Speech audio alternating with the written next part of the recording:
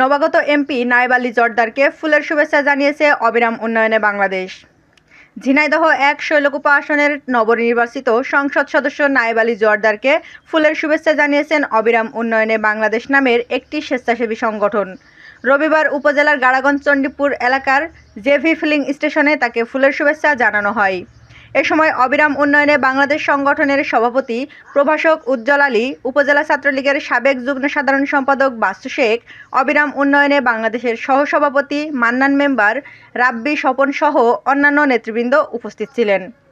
অবিরাম উন্নয়নে বাংলাদেশ সংগঠনের সভাপতি প্রভাষক উজ্জ্বল আলী বলেন, এমপি নায়েব আলী জর্দার অনেক ত্যাগী নেতা। রাজনীতিতে এসে তার অনেক লড়াই সংগ্রাম করতে হয়েছে। প্রধানমন্ত্রী শেখ হাসিনা তাকে মূল্যায়ন করেছেন। সংসদ সদস্য হয়েই তিনি প্রতিশ্রুতি দিয়েছেন, শৈলকুপা থেকে সমস্ত হানাহানি মারামারি বন্ধ করতে যথাযথ ভূমিকা পালন করবেন। অবিরাম উন্নয়নে বাংলাদেশ সংগঠন তার এমন প্রতিশ্রুতিকে শ্রদ্ধা জানাচ্ছে।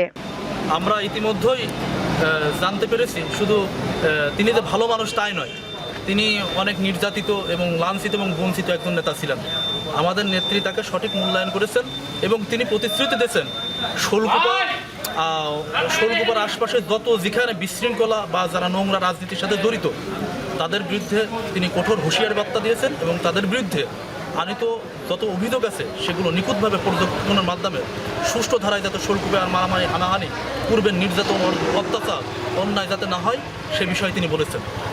এবং শুধু তাই নয়, পরবর্তীতে এটাও বলেছেন যে এই শৈলকুপার পরিবর্তনে ডিজিটাল বাংলাদেশের পাশাপাশি মাননীয় প্রধানমন্ত্রীর ম্যান্ডেট রচনায় তিনি গুরুত্বপূর্ণ ভূমিকা রাখবেন। আমি যতটুকু জেনেছি তিনি একজন ত্যাগী নেতা ছিলেন। দীর্ঘদিন তিনি রাজনীতির পিছনে তার সময় ব্যয় করেছেন এবং মাননীয় প্রধানমন্ত্রী সঠিক সময়ে সঠিক সিদ্ধান্ত নিয়ে সঠিক নেতা নির্বাচন করেছেন। আমরা এতে অত্যন্ত খুশি শৈলকুপাবাসী, সেই সাথে আমার অবিরাম উন্নয়ন বাংলাদেশ ফাউন্ডেশনের সকল সদস্য সহ আমার ৬ নং সারুটি ইউনিয়নের মানুষ আনন্দ আপ্লুত।